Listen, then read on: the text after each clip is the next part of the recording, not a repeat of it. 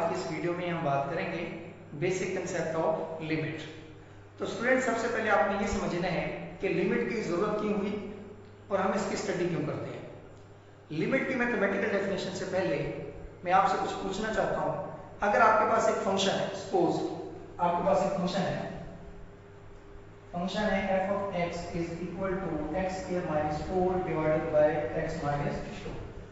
तो स्टूडेंट, ये आपके पास एक फंक्शन है। अगर मैं आपसे ये पूछूं कि इस फंक्शन की eight x is equal to 2 पे क्या वैल्यू होगी, राइट, इसमें चेक करते हैं। अगर इस फंक्शन की eight x is equal to 2 पे वैल्यू हम फाइंड करना चाहें तो क्या होगी, देखिए f of 2 is equal to 2 का स्क्वायर minus 4 upon 2 minus 2, तो 4 minus 4 0 divided by 0। तो बच्चों, आप देख रहे हैं कि इस function f of x is equal to x square minus 4 divided by x minus 2 की value at x is equal to 2 पे आपके पास आंसर क्या आता है, 0 upon 0। 0 upon 0 it is meaningless. इसके बारे में हम कुछ नहीं कह सकते कि 0 by 0 क्या है, हमें इसका नहीं पता। इट मींस दैट इस फंक्शन के लिए at x is equal to 2 पे जो आंसर आता है उसका हमें नहीं पता, उसके बारे में हम कुछ नहीं कह सकते कि 0 by 0 क्या है। May be it is undefined, right, इसके बारे में हम कुछ नहीं कह सकते। इट मीन क्या कोई ऐसा मैथमेटिकल प्रोसेस हो सकता है, क्या कोई ऐसा मैथमेटिकल रूल हो सकता है जिसकी मदद से हमें ये पता चल जाए या जिसकी मदद से हम ये पता लगा सकें कि जब हमारी x की वैल्यू 2 हो तो इस फंक्शन की वैल्यू क्या होगी, राइट। जब हमारी वैल्यू x की 2 की तरफ जाती है तो फंक्शन की वैल्यू किस पॉइंट को टच करती है, फंक्शन की जो वैल्यू है वो किस एक स्पेसिफिक डिजिट की तरफ जाती है, राइट। फंक्शन किस की तरफ अप्रोच करता है, जब हमारा x 2 की तरफ अप्रोच करता है तो ये जो फंक्शन है f of x वो किसकी तरफ अप्रोच करता है। क्या कोई ऐसा मैथमेटिकल रूल है जिसकी मदद से हम ये इस चीज का पता लगा सकें। तो इस बेस पे, इस कंसेप्ट पे लिमिट का कंसेप्ट पेश आया, राइट। लिमिट का कंसेप्ट इन्वेंट हुआ। इसमें ऐसे फंक्शन जिसमें x की डायरेक्ट वैल्यू पुट करने से उनका आंसर 0.0 अनडिफाइंड आ जाए, मीनिंगलेस, जिसके बारे में हम कुछ नहीं जानते। तो उन क्वेश्चंस को सॉल्व करने के लिए, उनकी एक डेफिनेट लिमिट फाइंड करने के लिए, उनका एक डेफिनेट आंसर फाइंड करने के लिए हमारे पास एक लिमिट का कंसेप्ट है। इसीलिए हम लिमिट की जरूरत पड़ती है, इसलिए हम लिमिट की स्टडी करते हैं, राइट। तो इट मीन इस तरह के जो क्वेश्चंस हैं उनमें डायरेक्ट लिमिट पुट करने से आंसर मीनिंगलेस आता है। तो फिर कुछ ऐसी टेक्निक्स जरूर होंगी जिनको इवेल्युएट करने से, जिनको यूज करने से हमें इस फंक्शन के बिहेवियर का पता चल जाएगा कि जब x 2 को अप्रोच करता है तो इस फंक्शन की जो बिहेवियर है, इस फंक्शन की जो वैल्यू है, इस फंक्शन का जो रोल है वो क्या होगा। x is equal to 2 पे फंक्शन का बिहेवियर क्या होगा, इसका पता लगाने के लिए हमारे पास लिमिट का कंसेप्ट है, राइट। हम लिमिट के कंसेप्ट को यूज करते हैं कि किसी भी फंक्शन f of x की एक खास x की वैल्यू के लिए उसका बिहेवियर क्या होगा या वो f of x किसको अप्रोच करेगा, इस चीज का पता लगाने के लिए हम लिमिट के कंसेप्ट को यूज करते हैं, राइट बच्चों। नेक्स्ट हमारे पास है टाइप्स ऑफ लिमिट का होगा, राइट, टाइप्स ऑफ लिमिट। इससे पहले आप इसकी मैथमेटिकल डेफिनेशन लिखेंगे limit. let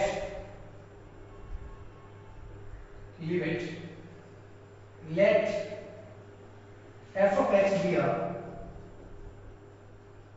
function, then limit of f of x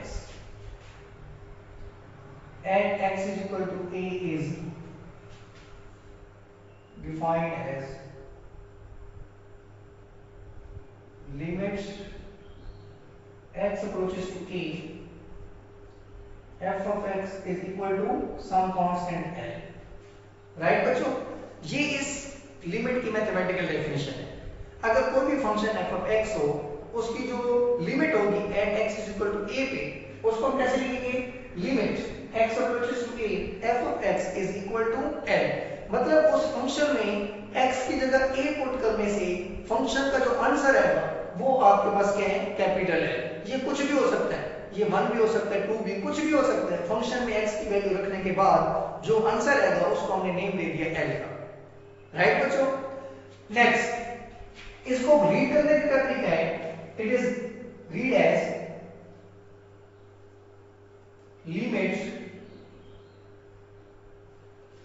limits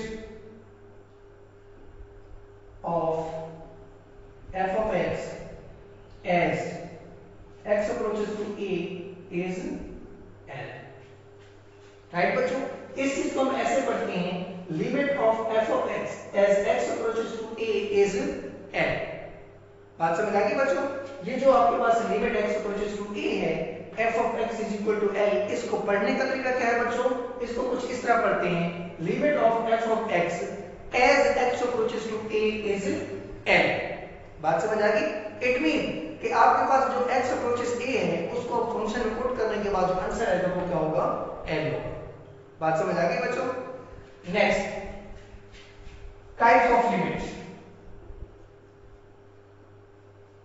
types of limit बच्चों, लिमिट्स दो तरह से होती है, left hand limit number 2, right hand limit बच्चों। राइट लिमिट बच्चों दो तरह से होती है, number 1 left hand limit, number 2 right hand limit. अब हमें ये समझना है कि लेफ्ट हैंड लिमिट क्या होगी और राइट हैंड लिमिट क्या होगी। राइट, एक बात का ध्यान रखिए, ये जो लेफ्ट हैंड लिमिट होती है इसको लिखने का तरीका ये होता है, लेफ्ट हैंड लिमिट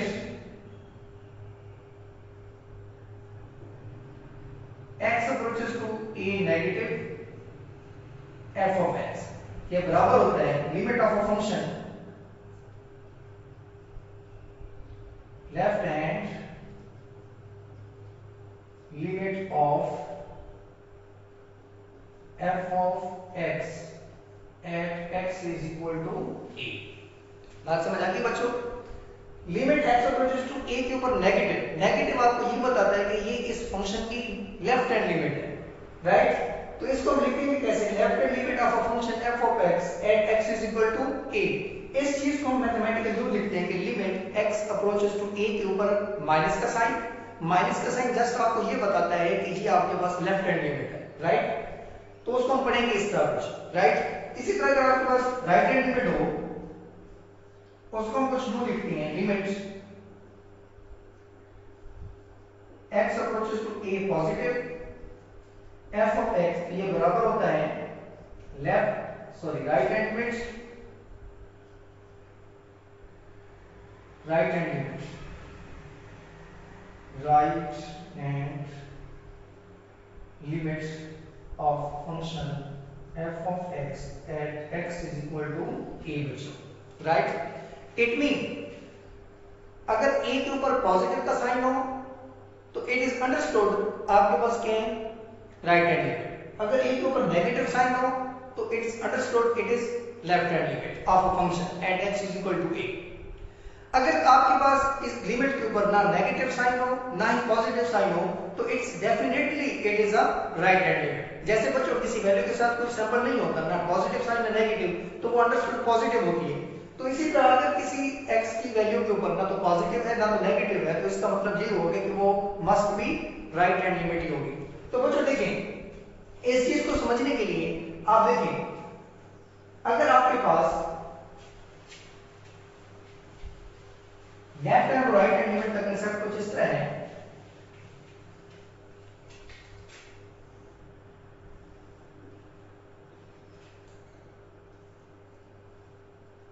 सपोज बच्चों अगर आपके पास ये पॉइंट है, राइट, इसको मैं कह देता हूं x is equal to a, मतलब इस x की तरफ कोई ना कोई वैल्यू है जिसको मैं a रख दूं, तो मतलब यहां 2 हो सकता है तो 2 होगा, x की वैल्यू 3 है तो 3 होगा, 4 है तो 4, तो मैंने एक पॉइंट लिया जगह जिसको मैंने x is equal to a का नाम दे दिया।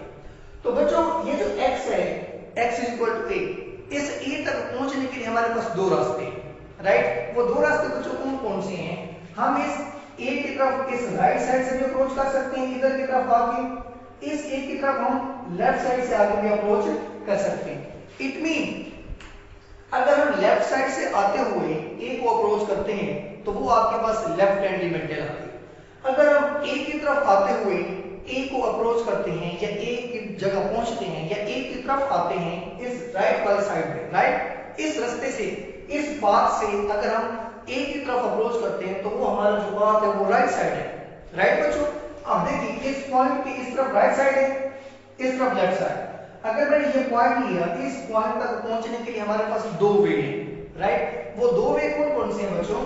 अगर हम राइट साइड से इस ए की तरफ आएंगे तो हमारे पास राइट हैंड लिमिट होगी, अगर लेफ्ट साइड की तरफ इस ए तक पहुंचेंगे तो हमारे पास वो लेफ्ट हैंड लिमिट होगी बच्चों, राइट। इट मीन जब आप ए तक अप्रोच करते हैं राइट साइड पे तो इट मीन आप ये इस ए से बड़ी तमाम वैल्यू को ऑब्जर्व करते हुए ए की तरफ पहुंचते हैं, राइट। इस तमाम बड़ी वैल्यू के ऊपर चलते हुए आप इस ए तक पहुंचते हैं, राइट। इट मीन ए से इस तरफ सारी की सारी बड़ी वैल्यू है, उन बड़ी वैल्यूज के ऊपर चलते हुए, उन बड़ी वैल्यू को ऑब्जर्व करते हुए आप इस ए तक पहुंचते हैं, मतलब राइट साइड पे। तो इसलिए ये राइट हैंड अप्रोच हो गई, it mean right hand limit हो गई। अगर आप इस लेफ्ट साइड पे अप्रोच करते हुए लेफ्ट साइड वाली वैल्यू के ऊपर चलते हुए अगर ए तक पहुंचते हैं तो इट मीन वो आपकी लेफ्ट हैंड अप्रोच है इस x = a के लिए। मतलब इस a की तरफ आपने आना है, अगर राइट साइड से आएंगे तो राइट हैंड लिमिट कहलाएगी, अगर लेफ्ट साइड से इस a तक पहुंचेंगे तो आपके पास लेफ्ट हैंड लिमिट होगी बच्चों, राइट। तो लेफ्ट हैंड लिमिट को लिखने का तरीका कुछ इस तरह से है एंड राइट हैंड लिमिट को लिखने का तरीका कुछ इस तरह से। बात समझ आ गई बच्चों, राइट। तो हमारे पास नेक्स्ट ये है, आपने लिमिट के क्वेश्चंस को इवैल्यूएट कैसे करना है। How many method to solve the limit question, कैसे बनता है? How many method to solve the limit questions, right बच्चों। ये जो लिमिट के क्वेश्चंस हैं उनको सॉल्व करने के कितने मेथड हो सकते हैं? तो बच्चों ये जो आपको क्वेश्चंस दिए जाएंगे वो कुछ डिफरेंट टाइप्स के दिए जाएंगे, राइट। जस्ट लाइक जैसे हमने डोमेन और रेंज में ये कांसेप्ट पढ़ा था, आपके पास पॉलिनोमियल फंक्शन भी हो सकता है, आपके पास क्वोशिएंट फंक्शन भी हो सकता है, इट मीन रैशनल फंक्शन भी हो सकता है, आपके पास अलजेब्रिक फंक्शन भी हो सकता है, ट्रिग्नोमेट्रिक फंक्शन भी हो सकता है, लॉगरिथम फंक्शन भी हो सकता है and up to so on. तो बच्चों जब आपके पास एक सिंपल फंक्शन दिया जाए उसकी लिमिट कैसे से फाइंड करेंगे? जब आपके पास एक क्वोशिएंट फंक्शन दिया जाए तो क्वोशिएंट फंक्शन की जो लिमिट होगी उसको हम अलग से फाइंड करेंगे। इट मीन देखेंगे उसके कितने मेथड हैं, उसको किन वे से उसको इवैल्यूएट कर सकते हैं। तो बच्चों इसकी बेसिकली तीन मेथड हैं। देयर आर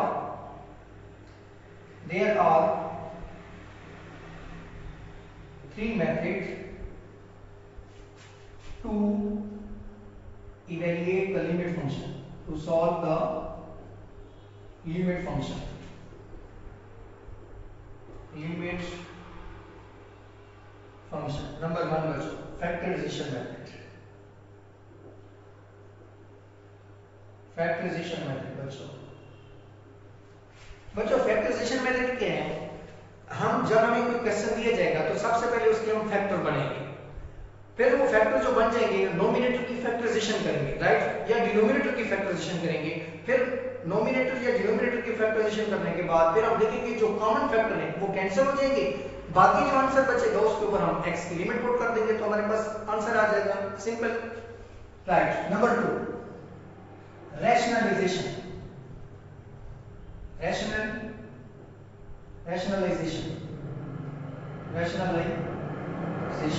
मेथड, राइट बच्चों। नंबर 3 सब्स्टिट्यूशन मेथड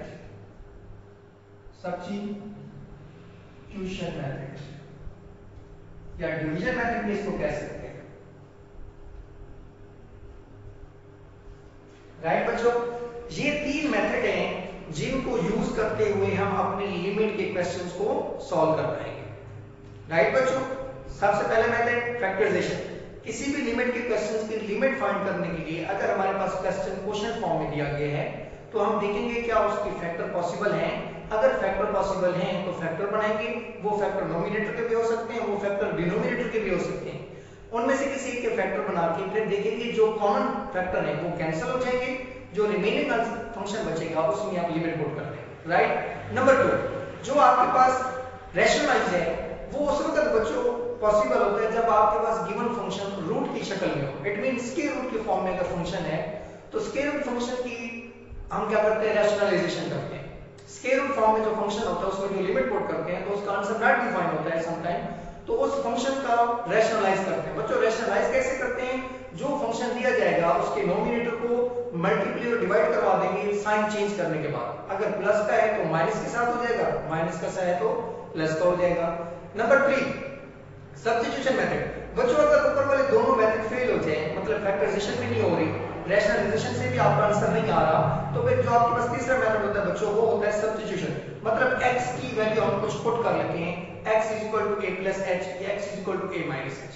राइट बच्चों, इट मीन बच्चों जो हमने लिमिट डिस्कस की थी लेफ्ट हैंड लिमिट, उसको हम कुछ इस तरह भी लिख सकते हैं, limit x approaches to a f of x is equal to limit x approaches to 0। अगर ये नेगेटिव है तो ये बन जाएगा f of a minus h। बात समझ आ गई बच्चों? ये है सब्स्टिट्यूशन। इसमें हमने x की जगह बच्चों क्या पुट किया, x = a minus h इस लेफ्ट हैंड लिमिट के लिए। राइट बच्चों, इस लेफ्ट हैंड लिमिट के लिए हमने सब्स्टिट्यूट कर दिया x = a minus h। अब आप देखो बच्चों जब x a को अप्रोच करता है, जब x a को अप्रोच करता है तो x की जगह a रख दें, a = a minus h, a से कैंसिल हो जाएगा तो h का आंसर क्या बन जाएगा 0। राइट, h किसको अप्रोच कर जाएगा बच्चों 0। बात समझ आ गई? तो ये सब्स्टिट्यूशन मेथड है जब किसी फंक्शन की फैक्टराइजेशन भी पॉसिबल नहीं है, किसी फंक्शन का रैशनलाइजेशन भी पॉसिबल नहीं है, तो फिर उस फंक्शन की लिमिट फाइंड करने के लिए हम x को सब्स्टिट्यूट कर देते हैं किसी दूसरी वैल्यू पे। वो लेफ्ट हैंड पे हो सकती है, वो राइट हैंड पे, दोनों साइड से हम चेक करते हैं। बात समझ आ गई? इसी तरह अगर इस फंक्शन की राइट हैंड लिमिट को देखें, x approaches to positive a f of x, तो इसको हम लिख सकते हैं limit h approaches to 0, right, h approaches to 0 f of a plus h। बात समझ आ गई बच्चों? इसमें हमने पुट कर दिया राइट हैंड के लिए x = a plus h को सब्स्टिट्यूट कर दिया, मतलब x की जगह हमने क्या रख दिया a plus h। बात समझ आ गई बच्चों? इट मीन अगर x a को अप्रोच करता है, देखें a = a plus h, तो h से कैंसिल, फिर h आपके पास क्या हो गया 0। इट मीन राइट साइड से भी 0 को अप्रोच कर रहा है और लेफ्ट साइड से भी 0 को अप्रोच कर रहा है। बात समझ आ गई बच्चों? तो इस तरह से हम सब्स्टिट्यूशन मेथड से भी अपने क्वेश्चंस की लिमिट इवैल्यूएट कर सकते हैं।